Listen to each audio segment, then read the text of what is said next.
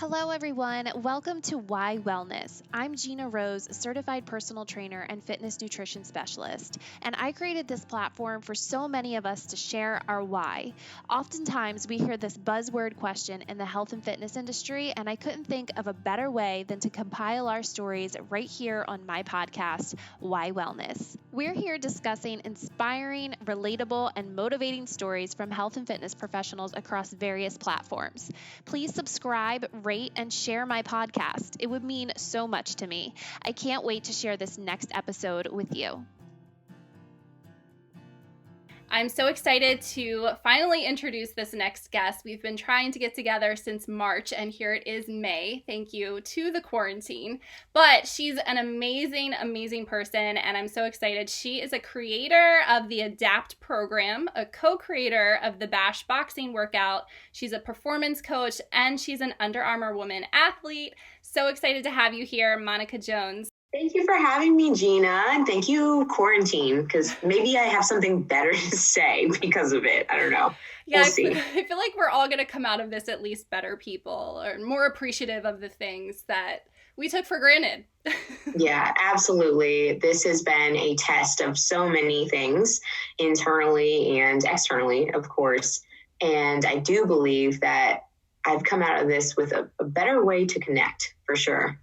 Yes. Hence this, Zoom, is that what we're using? This digital way of doing the podcast. Yes. So usually I like to get together like one-on-one with my guests. It's just more authentic and great to meet people in person. Obviously, we can't do that right now. So yeah, just the ability to connect with people digitally and just in other formats is amazing. Yeah, I can definitely appreciate it. And I do see there is intention behind a lot of the connection now too, and more of an open-mindedness. You know, there's collaborations, partnerships, all kinds of things that are happening from quarantine that probably wouldn't have happened without it, which is great. Yeah, for sure. And especially, I mean, I know that there's so much going on in different industries. Us both being in the fitness industry, obviously things are way different, and connecting with our clients and our friends through these digital platforms to create it. It's still not the same in person. You can't give those high fives and hugs and all that good stuff. But, you know, just the fact that we're still able to do it, you know, I'm just grateful and blessed for, because there are people who aren't able to use these platforms to continue doing what they love. Yeah, absolutely. And I think that these platforms have definitely unleashed, you know, an enhanced version of the coaches that we are, for sure. We've come from a comfortable, not necessarily comfortable, but from a default position of doing things in person, and have been able to continue to pull that work ethic and pull that motivation and to, you know, provide the same things for other people, which is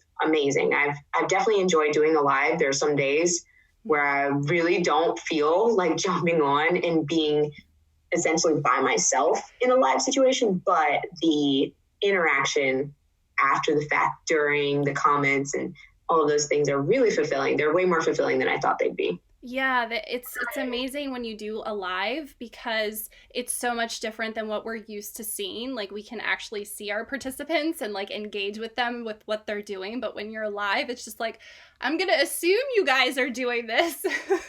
So yeah. Or even the Zoom workouts too. When you're watching people on Zoom, it's really intensified. Like, one of my clients said, at least when we're at the gym, there might be something or someone to speak to us randomly and distract us. She's like, this 45 minutes with you is, you're on my, excuse my language, my ass, or you're on my butt. And it's crazy that, you know, that can come from doing something digitally that you've regularly done before. And you don't have the gym equipment. You don't have a lot of those things. It's still just as effective.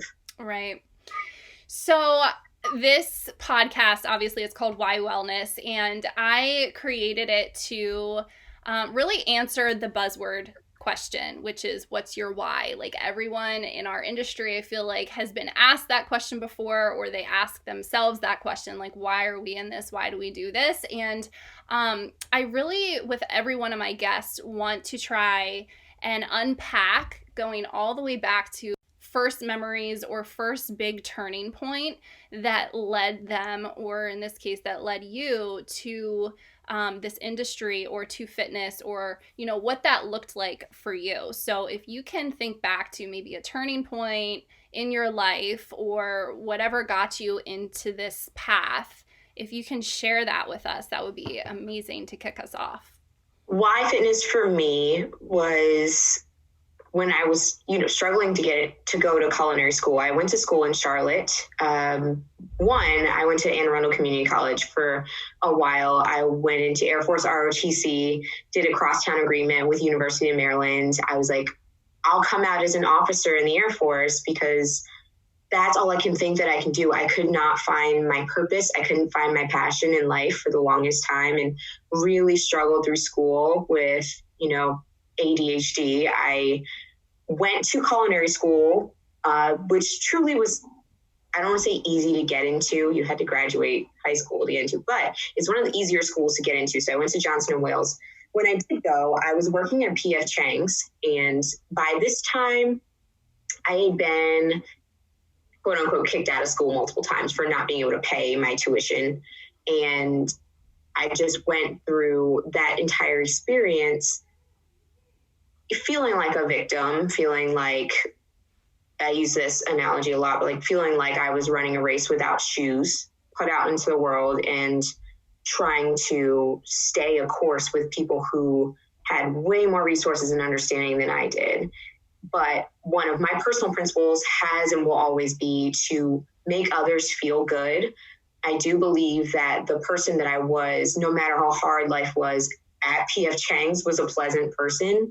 And one trimester, I was having a really hard time. Someone took notice, my GM took notice, and they band together and decided to pay for my trimester of school of culinary in Charlotte. And it was that trimester where we took anatomy and physiology. We would go across to the YMCA and create a workout program as well as a nutrition program for special demographics. So they might throw at you like, I have a 65-year-old woman. She has rheumatoid arthritis and she is very sedentary, has never exercised before, put her plan together. It was in that moment, and at the time I was a runner, big runner, and I was also taking donation-only yoga classes. It was at that time that fitness for me was healing. It was one of the only things that could keep me sane. It made me feel empowered. It made me feel no comparison. I wasn't sitting and comparing myself to other people when I was doing yoga, when I was running, when I was doing Jillian Michaels DVDs in the living room. I was just feeling like a better version of myself. And when I started to discover that I could create fitness plans, I dropped out of culinary school and pursued fitness. And, there's just a wave of fate and faith and beautiful occurrences that I literally can only lend to God and to just being faithful that landed me in Arlington as a personal trainer for a corporate gym, which was Gold's Gym at the time. But that's how I ended up in fitness. And my why has always been, there's nothing more fulfilling. Whether I'm going to work out on my own, I'm going to train my mind and my body, or I'm going to see someone and try to guide someone through situations similar to mine or something different, but to be beside them and to help them is my why. There's nothing more fulfilling. Every day, whether it's going to be a good or a bad day, is fulfilling and feels like I'm serving my purpose and working with passion. Mm-hmm. That's such an amazing feeling. I can similarly relate to that. Fitness just making you feel, giving you that like sense of hope and that aha moment where it's like in those deepest, darkest times where it doesn't feel like anything feels good. Like that's the one thing that helped us get to where we are, is just because we felt so empowered by the feeling that being physically active gave us. So that's just, I know that feeling can resonate with so many people listening as well, and hopefully gives them hope to keep going. Thank you for sharing that. So you mentioned you started as a personal trainer then. What did that process look like for you? Did you go to school beyond that, your certification? What does that look like, that journey of evolving as a trainer? Yes, I began wanting to be a yoga instructor. So I started doing hot yoga, which at the time was Bikram yoga. I was still following my friends around. So I lived in Providence, Rhode Island at the time, was doing Bikram multiple times a week. And that's when I started to explore how I wanted my body to physically look more than anything. I'd gained a lot of weight in culinary school and in my last couple of years of high school. And I no longer played soccer on a team. So I was really trying to explore, how do I get myself to being the athlete that I used to be without the team, without the coach, the accountability. And then I just went on this journey of teaching myself. So I had started to work towards getting an AFA certification. And when I ended up by fate meeting my now best friend, she was a fitness manager at that Gold's Gym. So she ended up showing me, okay, this is the certification you're getting. We require this to work here, which was, a little bit of a higher level certification. It was something that I would be paid back for or recompensated for later on. And the company offered to give me also discounts on specialty certifications. So I went for my NASM, got an ISSA nutrition certification. I loved doing the TRX in-person suspension training, kettlebell. It just kept getting more and more obsessed with subdivision certifications and specialties like performance enhancement and corrective exercise. And so that's when I truly knew, okay, this isn't just a process of educating. It is a process of practice too. It's not just learning, it's empathy and feeling. So if you go on a track to start in a fitness career, something you want to make a career rather than more of a hobby, which there's nothing wrong with that either, you've got to possess that empathy if you want to coach someone else. Can't expect to just tell them they have to squat if you don't know how it feels to squat. You can't communicate it as well. And also, you can't lead them to push themselves if you don't know truly how hard you are pushing them.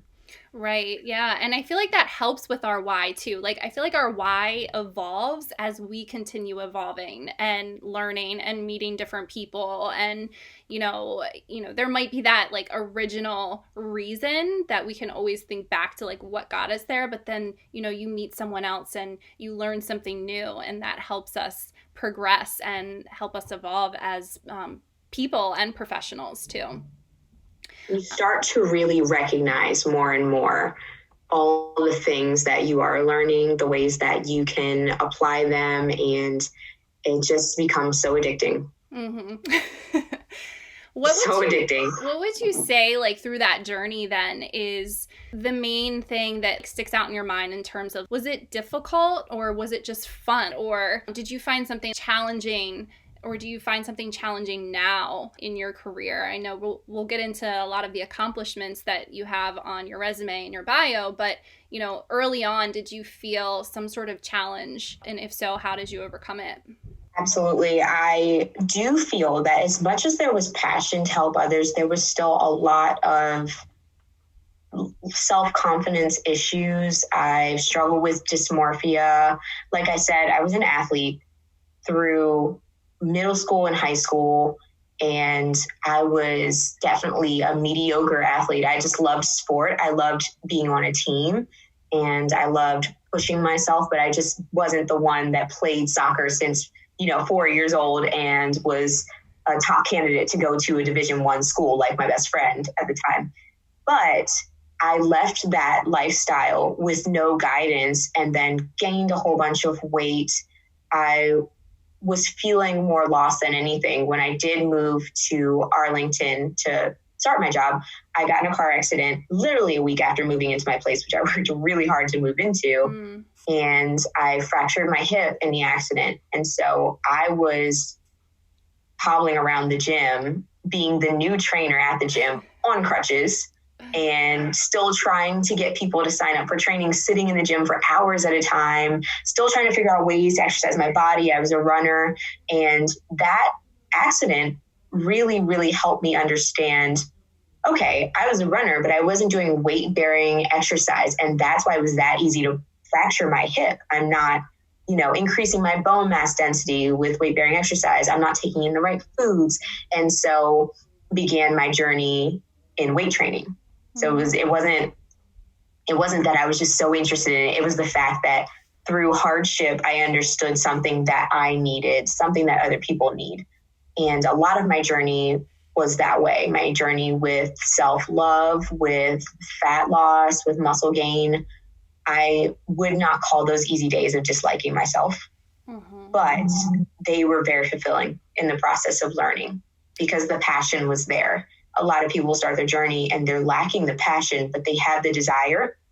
And, you know, without digging deep enough to know your why or digging deep enough to feel that purpose, it's a longer process. But with a coach, and that's what I got to be, and that's who a lot of my, you know, colleagues were to me, the process became more simple. It became more enjoyable. And it definitely was one where I didn't get stuck in a dark mindset. There were days that were not easy. And that's why I do work with a lot of women. I love working with men too, but I love working with women because when you have been through it, when you feel it, you can really, really express that to them. You can really be there for them. And so through the journey, it was a lot of fun. I can see fun in it. I can see hilarious memories of me not knowing what the hell I was doing, but being all about it in the gym and just going for it. Me sitting around on crutches, me, you know, just having my moments of learning. But there was some hardship, and I think that's why it's so gratifying to be where I am now. Yeah, I think, you know, mindset, mindfulness in general has become more talked about recently. Yes. I think than it was available to us maybe then when we were, you know, just coming into the fitness scene. I don't think that it was, you know, talked about as much as it is now. And maybe it was, and I just, you know, we just weren't aware of it or in the right groups or in the right settings to really hear about it more. But I think now that it's becoming more of the norm, there are more people starting to discover it and have that mindset shift. And once that clicks, then you can kind of view things from a whole new perspective.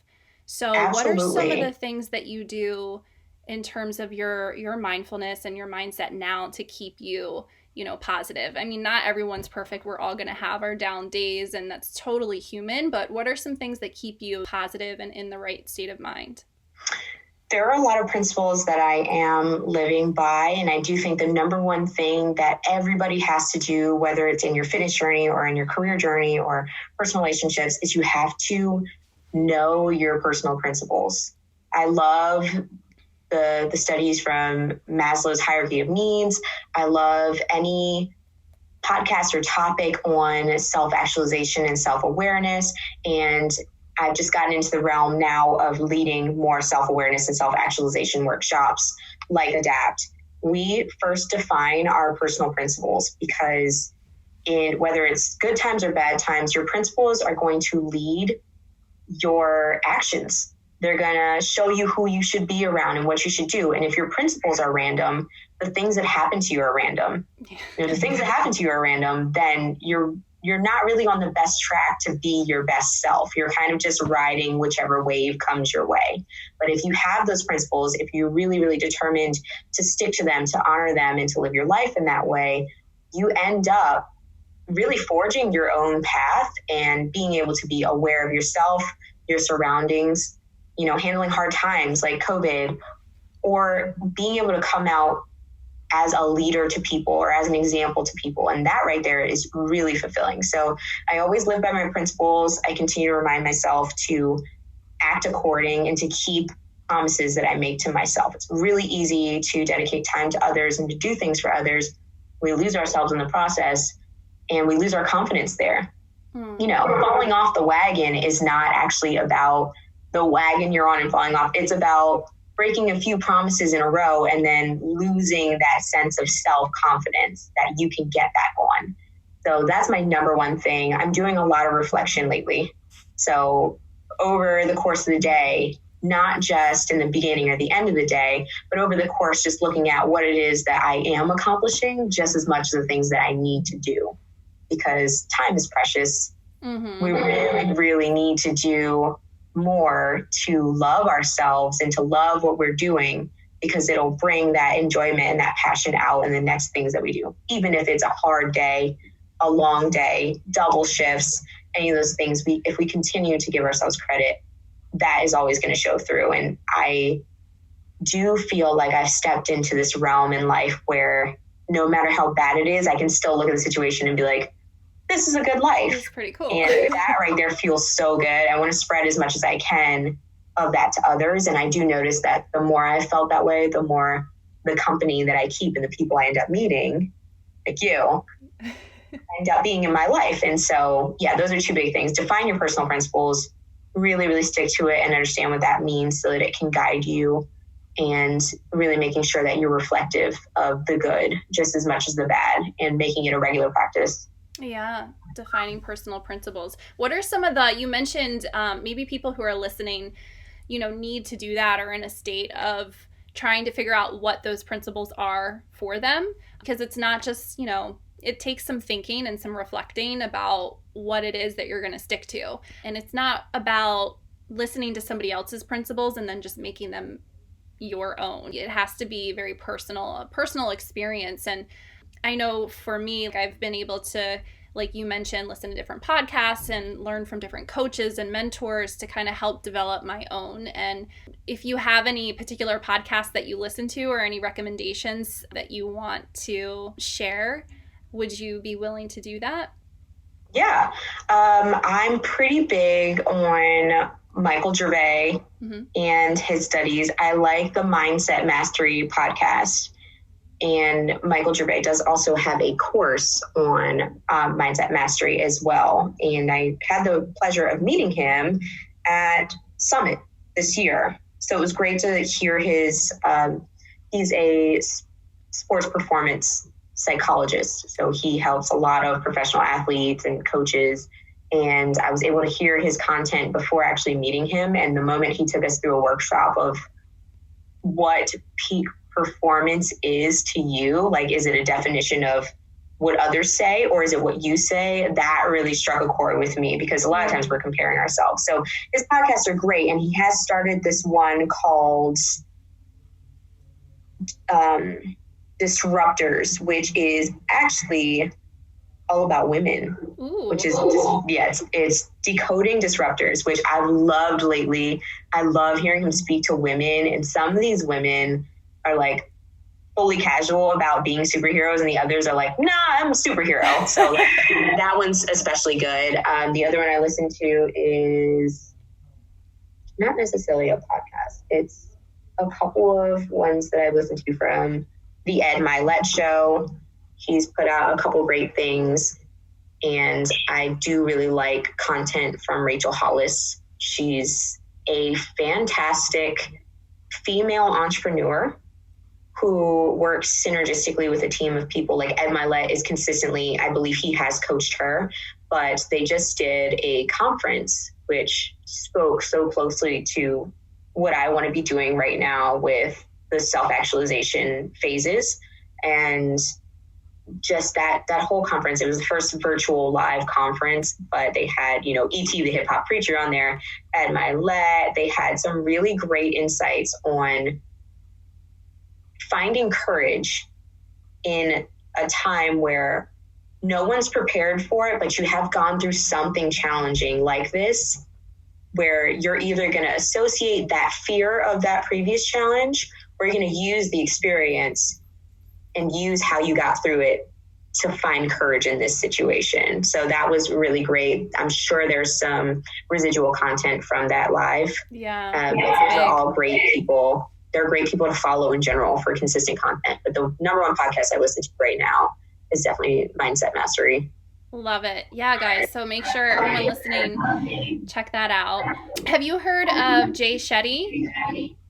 No. So that'll be my little tidbit here for this podcast. I love Jay Shetty. If you don't follow him, he has a podcast called On Purpose, and I think you'll love it. I mean, he covers. He's a I've seen his face before, for sure. Yeah, so he does. It's all, like I said, his podcast called On Purpose, and he is the one who actually inspired me to start my own podcast. I just think nice that, he breathe so much wisdom into the world, whether it's about relationships, whether it's about business, whether it's about self-love. It's a great one to add to the list. So be sure to check that out too. Podcasts are a huge deal.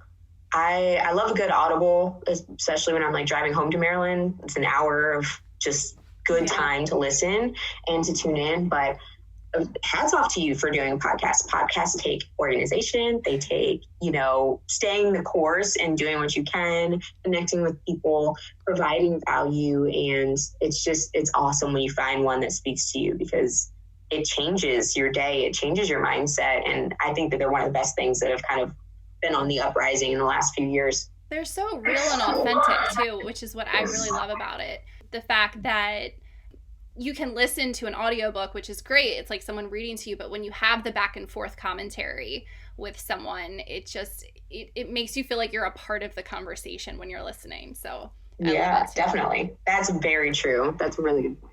So let's talk a little bit about your accomplishments. So tell me a little bit, what is the ADAPT program? So you are the creator of the ADAPT program. What is that? And then also, if you want to get into Bash Boxing, why, I'm asking you all these questions in one because I have so many, but it's why boxing and what is the ADAPT programming and how is Bash Boxing like all tied into this development of you?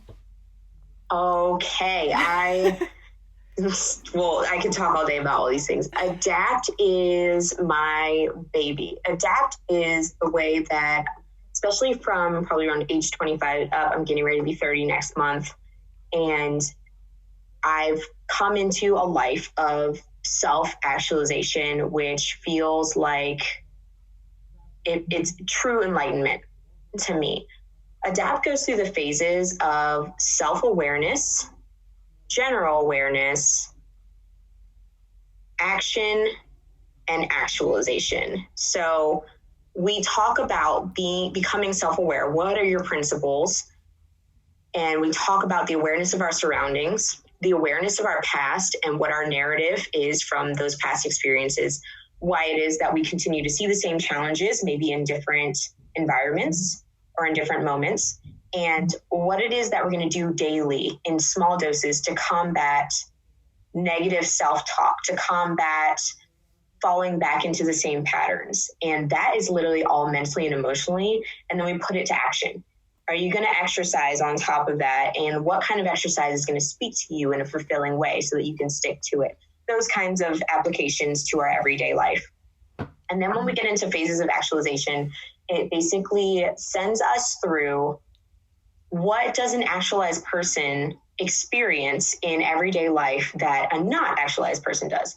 They are aware. They are very independent. They have peak experiences. I have had peak experiences. We were talking about this before we started recording. Peak experiences in the last few years. My 25th birthday, I had a small feature in Women's Health, a tiny little corner, but it made my life. It was insane. Something I said could be put in a publication. Moving forward from there, I got to speak at Howard University for some high school kids who were considering going there. I don't have a college degree. How cool is it to speak at one of the greatest HBCUs in the country? I've gotten to go to Pop Sugar and speak with Tone It Up on a panel. My personal opinion, with two of the most successful women in fitness, in one of the biggest brands, representing one of the biggest global brands, being in amazing retail ad space, not just being a model in fitness, but bringing my actual education in fitness to the set of Under Armour or to the in-home workouts lately. Peak experiences where you're not just excited about an accomplishment, you feel the spirituality and you feel the presence in the moment and the light move through you. And I feel that closeness to God, or whomever can feel that closeness to whatever spiritual entity they relate to. They have peak experiences and they're very problem solving oriented. They look at challenges. We look at challenges and find a sense of excitement or a sense of fulfillment solving problems versus feeling like problems are happening to us. So those are just a few big things about self-actualized actualize people in comparison to people who are still finding that self-awareness or no awareness in general. So we're going on this journey together, every week, checking in with one another. And then the community aspect of it. We've put ourselves out there. We've gone all in. We're, on week 5. And as this program continues, this community will continue to grow. There are a bunch of amazing communities to be a part of in fitness, but you'll find your tribe and the people you feel comfortable really sharing with, and the people you feel compelled to check in on. And so I'm really, really happy to be a part of and to be guiding this community. So that's what ADAPT is. There are tiers of, if you want to do online training with me, I'm here for it. If you want to just come to the webinars, I'm here for it. If you just want the guide and the bullet points and you say, I got it from there, I'm here for it. If you just want a couple exercises to do, also there. So ADAPT is my all-encompassing program. When did you create that before you moved to Bash? When did you create the ADAPT program? I created ADAPT. ADAPT came to existence probably about at age 25, but I created it when everything shut down. Okay. I had a complete panic attack. My anxiety took over for 2 weeks, and then my personal principles kicked in one day. And, I'm praying with my boyfriend, wake up in the morning and said, we need a place to be and we need each other. So who is going to do that? Who's going to step up and say, I'm experiencing this problem. Are you? Let's get together. Let's talk about it. How can we still reach results? So at first it seemed to a lot of people like ADAPT was going to be, we're going to do workouts together. We're going to talk about our meal plans. We're going to do this, but it literally became mindset, emotional aspect, and then physical. So for once in my life, the physical aspect was secondary. Just such a, it was just a bonus. Yeah, that's awesome. Whereas it's always been everything to me. So that's been pretty cool. Love Bash it. Boxing. So I used to coach Orange Theory. I found out about Orange Theory around 2016, and I was going, the franchise in Arlington is one of the most successful in the country. And I was going to the Ballston location, and I loved it. I loved what it represented, and I really wanted to know what the entire experience was. They wrote me in, and the now co-owner and co-founder of Bash was vetting me to be the to be the head coach at the Pentagon City location. So Alex Trachis and I opened Pentagon City together. I was a founding coach and then became the head coach there. She was a studio manager.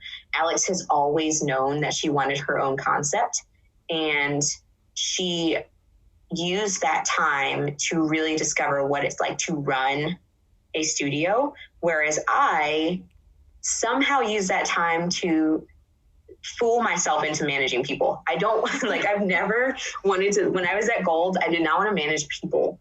I was a high selling trainer. I was one of the top sales trainers in the country for Gold's Gym, AA size gyms. And I was proud of that accomplishment. I love training. I wasn't about to be checking for everybody and seeing what they were doing and how much money they're bringing in. So over time, that was how I kind of grew in management. And at that time I was boxing. I was just multiple times a day doing mitt work, doing footwork. I loved what Orange Theory brought me as far as group fitness. And being able to be competitive again and to sprint on a treadmill and to row and to go hard. But boxing is a physical chess game. It's incredible. It brings out so much of the technical aspect. It's so empowering. It is literally poetry in motion, watching boxing matches. You have so many different styles of boxers. And although it is one person in the ring, it is a very unified sport. And my obsession with boxing just so happens to also be on the rise of boxing in fitness. And so in almost about a year and a half of us being at Orange Theory, Alex told me that she was like, what you're into, what you love is the next wave of group fitness. Like, I want to open a boxing concept. And I was like, you need a program and I'm going to make it. Like, I am a exercise science nerd, and I'll tell you why we'll be successful, because all of these boxing gyms are fun, but they're not sustainable programs. You might go in one day and your coach is in the mood for burpees. They're in the mood for bear crawls, and they're in the mood for 1-2s until you pass out. But if I'm coming from working every day at my desk for 8 straight hours and my chest is tight, I don't need to do burpees and bear crawls and 1-2s until I pass out. I need to do some rows, and I need to do something functional. So I was like, if we have a program that's backed by science, that truly is designed for our target demographic and is still approachable to everyone, we will win.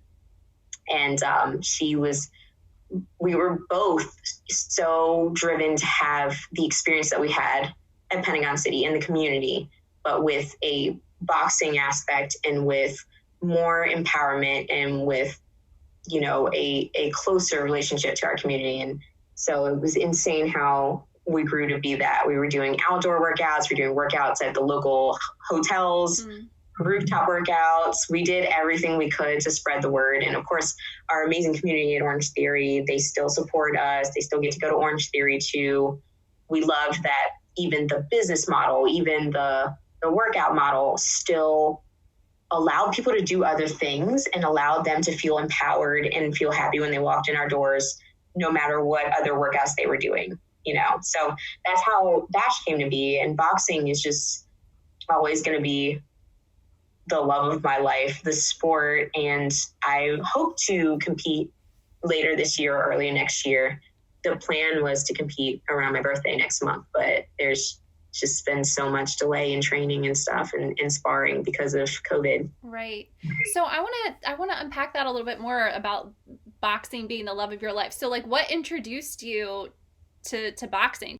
You know, when I fractured my hip, I dabbled in it. We had a bag at the gym and I would hit the bag. I probably looked absolutely ridiculous, but when you're desperate enough to do something, I was like, my arms can still move. This hip is broken. When you're desperate enough to do something, like some other things will call to you to discover those things. And so I kept, you know, dabbling in it over the years. I tried to go to a local boxing gym and it was everything I said it was. It was burpees, it was bear crawls, not in like a sports performance aspect of we're going to work power and then we're going to work on isometrics. It was literally just, this is what I feel like making you do today. So it didn't speak to me. But 1 year later, I had a coach reach out to me and he was just like, you would be a great boxer.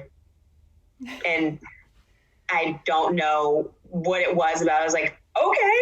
Like finally someone just said to me, I'll work with you. Boxing as a sport outside of studio fitness can be, and even in studio fitness, can be intimidating. It can be somewhere like I probably wouldn't have walked into a boxing gym, at least not in 2016, and said, hey, I want to work out here and be here. So it was that and the fact that I could just privately do mitt work. And the more mitt work I did and the more boxing bouts that I was watching and studying, the more I just became obsessed with what kind of game and sport it is. The sport has so many different ways of winning, and it's not just about the outcome of the match. You can win in gaining technique. You can score points and win. You can have a knockdown, and that can determine a win. So I just became so obsessed with the many aspects of the beautiful, sweet science that it's just been an amazing way to take off in the group fitness realm, but also really personally fulfilling for me, whether I'm coaching it or I'm just the student. Yeah, that's awesome. So for beginners or someone who has never boxed before, what would you recommend that they do if they're interested in dabbling in it or trying it for the first time? Where would you suggest they go, or what would be the first step? And this is where things come so full circle. Bash and boxing have been able to become a household thing now, especially because of COVID. Virtually, I think there's nothing that could build your confidence more than being able to be in your living room or your bedroom and doing a boxing workout and shadow boxing to prepare you to go out there and do it in studio fitness, or to shadow box outside. But the mirror is your best friend. Videotaping yourself is your best friend. Learning those punches from a batch workout or from just a virtual workout is just so effective. So shadow boxing is just like pretending. Wait. Yeah. Okay. Yeah. Shadow boxing, and the most important thing about shadow boxing is it should start with repetition. Everything should start with practice and repetition. You practice your jab 20 times, twice a day, or you're going to practice your jab every day. And you work into your crosses. You do your 1-2s. You do your front hook, your back hook. Do those together. Your uppercuts, do those together. And then you start working in your footwork, and you just continue to work at it. And the most beautiful thing about boxing is that simpler is better. So, it's not about doing flashy combinations. There's a lot of fun in that, but it's about, am I going to get great at my jab and work in my jab, 30 minutes a day and be great at that? Or should I work all 6 of them at random for that 30 minutes? Which would I be better at? Like, I would definitely be more successful if I focused on that one and gave my time to it and then moved on from there. And so being at home and doing it at home, whether you're doing it virtually during a workout or you're just practicing those punches, will do wonders for getting you there, for building your confidence, for building your technique, and then getting you ready for doing that exercise outside or in the studio. Not everyone who boxes for like boxing fitness is looking to compete, right? So What is the main difference between training just to be better at boxing versus training to actually compete? The biggest difference is definitely sparring. Okay. When you're working one-on-one with a coach, you're working a lot of technique. When you're working in a studio, you're working a lot of technique, but you might be working, like, let's say a lot of studios will have you do your strength training back and forth, because as far as the structure of a workout, that's what you should do if you want to be able to give your greatest effort towards both. Whereas in boxing training, you might exhaust your body in full until you decide to go into the ring and do some competitive work, because you want to see how your brain and your body can perform at your lowest point. That way, when you step into the ring, you should be at your peak, and you should be able to perform your best because you've tested yourself in that realm. But the other big differentiator would be sparring. Sparring in boxing, or even fight scenarios with your coach, are where you are evading shots. Shots are being thrown directly at you, and you are getting out of the way, and you are retaliating. So in fitness, one of the most approachable parts about it is that no one's throwing shots at you. You don't have to worry about getting hit in the face, having, a busted lip or any of that. But in sparring, it's necessary. It's necessary to see how you respond to someone else's movement, how you cut the ring off, how you control your spacing. And that is a huge differentiator between wanting to fight and wanting to be a competitor and wanting to be in the studio in more of a safe zone, which there's nothing wrong with that. Mm-hmm. Knowing you're safe and knowing you're empowered to box and not be worried about judgment, not be worried about getting hit, that is so valuable to just general group fitness. Awesome. Where can people find you if they want to do the webinar or the shadow boxing live or whatever virtual tools you guys are offering right now? Where can people go? So my website is under construction, but you can always find any of my resources on my social, on Instagram at Train with Mon, or on Facebook, Monica Jones. It's really, really simple to follow what it is that I'm doing. I am revamping my newsletter, and Adapt is going to be open. It's open for signups, ongoing. And I'll be doing more ongoing charity work with Sweat for Support. So Saturday, May 9th, we're doing a 45-minute roll with punches workout where all the proceeds will go to Direct Relief, and I'll continue to raise funds for Direct Relief for our frontliners, for protective equipment and face masks for them to continue to do their jobs and to continue to help keep us safe. So awesome. That's where you can find me. I'll just be out here trying to keep the virtual fitness life. Love it. So I want to ask you 2 questions. One is about the past and one is about the future. So if you could give advice to your younger self or your past self, what would it be? for my younger self, I would say you have to go through it. The things that you want, you're not ready for your blessing yet. You have that invitation to be in your greatest situation and in your greatest life, but you have not yet actually taken those steps. You haven't experienced what you need to be the best leader or to be the best resource to people. So if you want to be that person, you can be, and it is yours to achieve, but you do have to earn it. So the hardships, all of those situations we face, it's not happening to you, it's happening for you. You have to really realize that everything that you're continuing to see and go through and celebrate is meant to happen for you to give the best that you can in the future. That would definitely be my very set advice. And I've been asked that question before, and truly before this last year, especially in this last season of the new normal, I haven't truly known that is the number one piece of advice, but it definitely is. Love it. And then on the flip side, what would you tell your future self? I would definitely tell my future self to remember your why.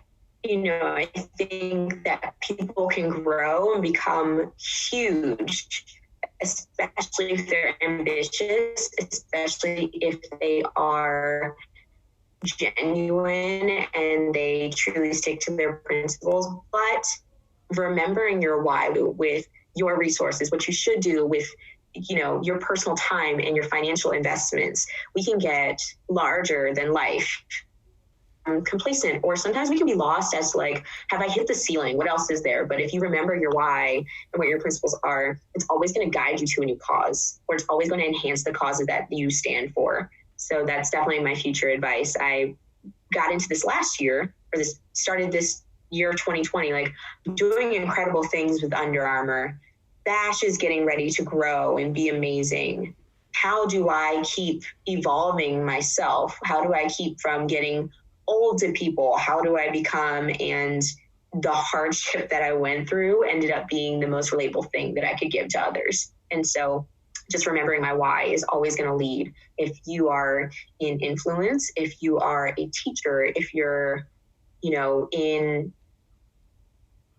fitness, if you're in music, there's always going to be something else for you to produce and do, as long as you're set on your why, because the content will revolve around your why. The events will revolve around your why. The growth in your community will revolve around your why, and you'll meet more people. So always feel confident in that, and always know that it's going to lead you somewhere, as long as you're willing to do the work and you're willing to stay consistent.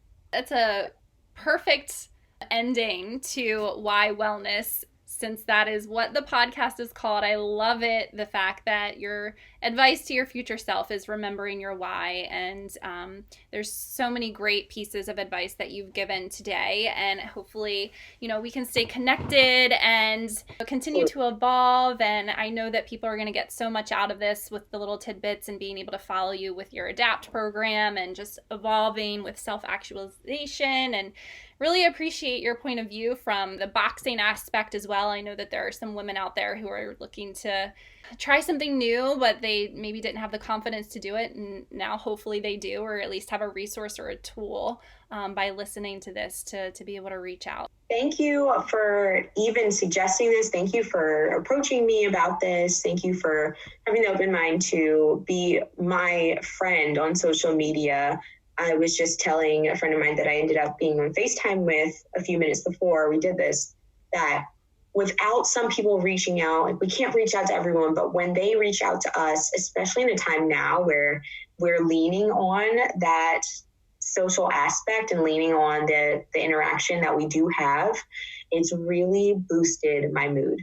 Talking to you has been so refreshing and so great, especially you've given me a safe place to express things that I'm passionate about, things that I have been insecure about before. So your your purpose in doing this and creating this podcast has really, really served me in such a huge way. And I want to thank you for that. And I know that it's doing amazing things for your listeners. So I hope you and all of your listeners have a more bright and successful rest of this quarantine time. But thank you again. Yes, and thank you so much. This will live beyond this time as well, which is amazing. The content that we make now will live beyond this tough time that we're all in, and we'll be able to listen back and just feel great about the steps that we did take to continue staying positive and evolving and growing and connecting as people. So thank you again so much, and I look forward to talking to you again soon. And that does it, guys. Thank you so much for listening through to the end of that episode. I hope you'll share this with your friends, your family, and your network so we can continue growing this community even more and hear the stories that have yet to be told. Please let me know your thoughts too. Reach out. Tell me what you've learned. Tell me what's resonated with you. And let me know who you want to hear from next. I can't wait to talk to you guys soon.